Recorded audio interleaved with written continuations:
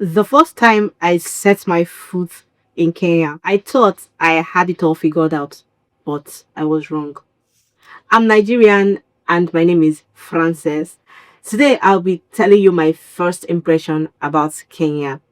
Kenya has been in my bucket list for a very long time and I got this opportunity to visit. I made proper use of it. I explored and I made sure I interacted with the locals. But the moment I landed Kenya, what I saw, what I felt completely changed my expectation, completely changed my idea about Kenya. I came into Kenya at night at about 7 p.m. at night. Yes, that was when I came into Kenya and it was already late. I think there wasn't too much to see. But the way I was welcomed was a bit different from the way I know and I felt in other places I've been to. Yeah. You landed at the airport at night and headed towards the immigration check, okay? Like this was the fastest immigration check I've ever had in my life. Yeah, it was the fastest and they were very, very polite. First thing they just asked me, "Hi, what's your name? Why are you here?" And I answered. They asked for my passport. I handed over my passport to them. They just looked at my face, looked at the passport, and made sure that it was corresponding. You know what I mean? Yeah. And after that, what I saw and what I heard was, "Welcome to Kenya." And that was it. Kaskia. Kaskia. That was it. Yeah. So headed over to go change some cash. I had some dollar that I changed to Kenya shillings. I headed over to the place that we had changing money, changed some money, and I felt like every person I met at that airport was polite. From the security to the immigration officers to the people changing money. Like I felt different because it's a different ball game from where I'm coming from. Don't get me wrong, not like you don't have polite immigration officers or polite security of Nigerians they are very jovial and polite, but there is this difference that I felt in Kenya. Their politeness is too overwhelming that you could notice the difference between where you're coming from and Kenya. They are very, very polite. They give you warm welcome. Like immediately I stepped my foot into that airport, immediately we landed and I stepped my foot into that airport, I felt at home. I felt secured. I felt welcomed. Like it has this welcoming spirit. I don't know if another person has visited Kenya and felt the same energy. Yeah, it has this welcoming spirit that immediately you step your foot in the land, you will feel it. Yeah, that's the first ever thing that I felt in Kenya. Then again, moving out to go claim my luggage, like we had to claim the luggage and start heading out. I needed an Uber, yeah. It's my first time. I didn't have anyone to pick me up at the airport. I had to book an Uber because it's the same app that we are using in Nigeria for Uber and Bolt. It's the same app. So I had to like log into the app and then they did their Google map and I had to request for a ride. Okay. After claiming my luggage, I discovered my phone was switched off. Yeah, my phone had already died, the battery flat. I needed to plug it, charge it, and then request for a ride. Okay. I went around and I met some guy there and he was very cute. Yeah, I noticed it. He was very cute. Yeah, so I asked the guy, some of them there that stays like that sells recharge card, like SIM card that you could use while you're in the country, at that place. Yeah, if you've been to the Kenyan airports before, that place, if you're coming out from when you landed, you're going out, that place that hall that have people selling SIM card. I think the first guy there, I just met him told him my story, that my phone is off. I needed to charge up a bit, then book a ride. Okay. So at first, he just like pointed a place that I could go charge. Like I should go there, stay there, charge, and that was fine. I just went there, plugged my phone, and it booted. And a few seconds later, he came again and like, okay, that if that place is not comfortable for me, that he has a seat in his office as that place he is, I could come in there and plug it in his own office that he has somewhere free that I could plug to. Hmm. Omo. I felt at home. Yeah. Oops. I felt at home immediately. I got into Kenya. I felt like I've been away from home all this while. Welcome back, girl. You know that vibe. I felt I was in my room. Yeah. It's really his heart, and I don't know, but from that day till I left, every person I met was polite to me. Every person I met was welcoming. Every person I met in Kenya was so warm and chilled. Like, like Wahala. They don't like bass boost. They don't like, that kind rude, being angry birds and all that. Even when you need clarity, you need something more to be explained to you. They will just calm down. They will calm down and explain it to you in a way you should understand. I never met anyone that like raised their voice or transferred aggression. That's the perfect word. Everybody's going through a lot in the world. Yeah. But Kenyans, I know they are going through a lot too. But the people I met never at any point transferred aggression to me while I was there. And this is something that I really, really, really love about Kenya and Kenyans. Another thing that happened the first time I landed, a first day in Kenya,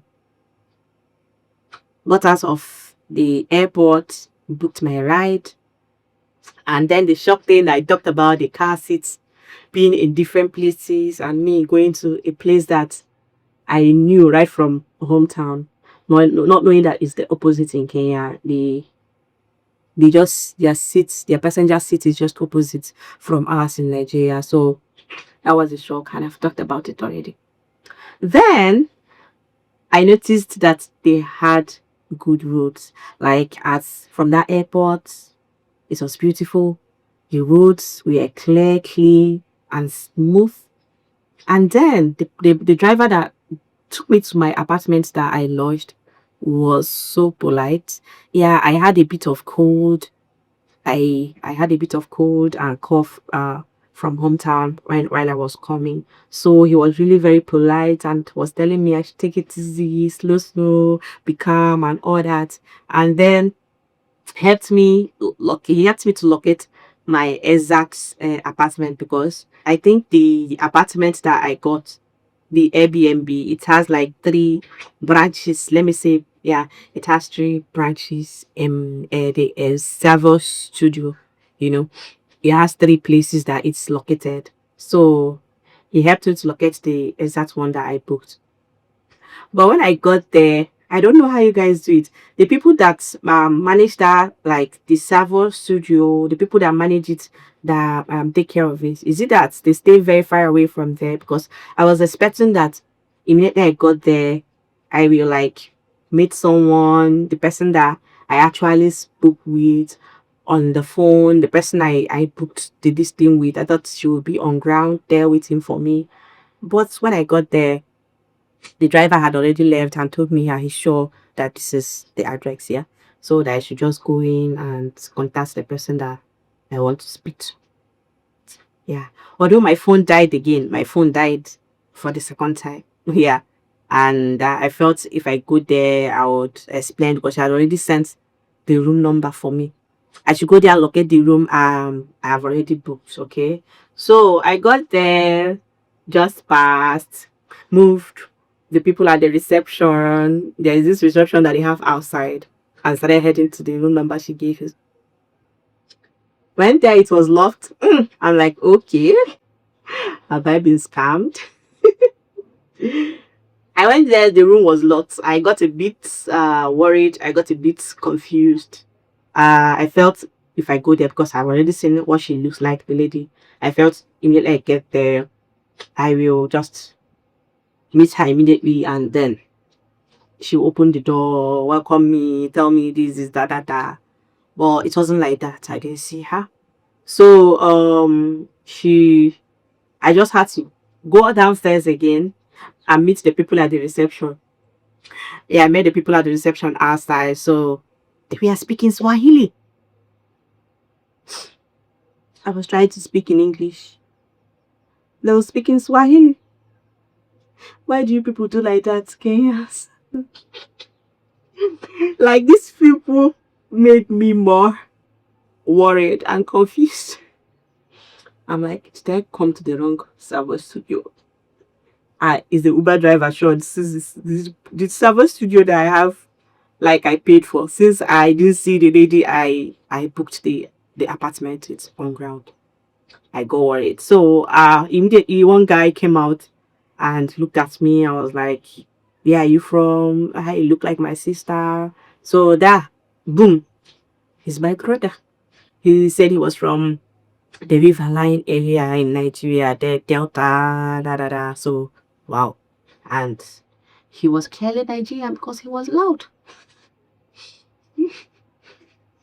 Yeah, so he was trying to ginger, like, why did this lady not come? Like, you know the person? Are you sure he's here? Like that, like that. At the end of the day, he made me more confused. So another guy now came out that understood better. So I explained to him that the lady had already sent the room number to me. I don't think my phone was off. I was out of internet. So yeah, I didn't have internet to connect to her. That was the problem, yeah. So I had to, like, show the guy our messages and the room number. So he had to, okay, he's like, okay, I know the person. Let me call her. He picked up his phone, called the lady, and they spoke in Swahili. I will learn that Swahili. I will learn that Swahili. And they spoke in Swahili, guys. And she briefed him. You have to get the keys, open the door, and this, da, da, da, and that. Tell her the Wi-Fi code. He sent the Wi-Fi code to him, sends every other thing that I need to know to him. So he had to go get the keys at the safe. There is this box that they have that the keys inside. She told him the code of that box, and then he had to go click on the code, brought out the key, and then gave it to me. I opened the door. He now came in and sent the Wi-Fi code to me. Yeah, that was how I gained access to my apartment, guys. Yeah. And after that, I had to just chill. I had to just relax. And then another thing I noticed is that even at 1 a.m., 2 a.m., people were passing. When I know they sleep, don't you people sleep in your place? Why are people still outside at 1 a.m.? And there was even a guy selling street food just opposite that place. Was still there very late at night, and people were drinking tea in the middle of the night.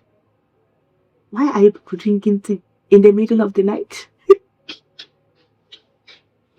Oh, okay. Oh, okay. Let's just leave that. Okay. And then I just generally think Kenyans are polite. That's my first impression. The city is clean. Another first impression, their airport is cute. I saw that here. And then they are so nice to visitors. They are so warm. They are so welcoming to visitors. Not like people. I know you people don't like some of the way some of our brothers do. But in some countries, they make it very obvious at the airport. I don't want to call countries, but there are some countries that if you visit them as a Nigerian, they make it very obvious that I don't want you here. Their immigration officers make it very obvious that why are you here? like it will be written all over their face, but it was never a case in Kenya. Yeah, they welcome you, they make you feel warm, they make you feel at home, not like you are there to take something from them, you know. No, yeah, that's just it. That's my first impression about Kenya. And thank you so much, guys, for watching. Thank you so much for being here with me till now. See you in my next video, but don't forget to hit on that subscribe button there, right? And subscribe to my channel, turn on your post notification, like this video, comment in the video and the comment section, and also share it to your friends and well wishers. See you in my next video. Bye.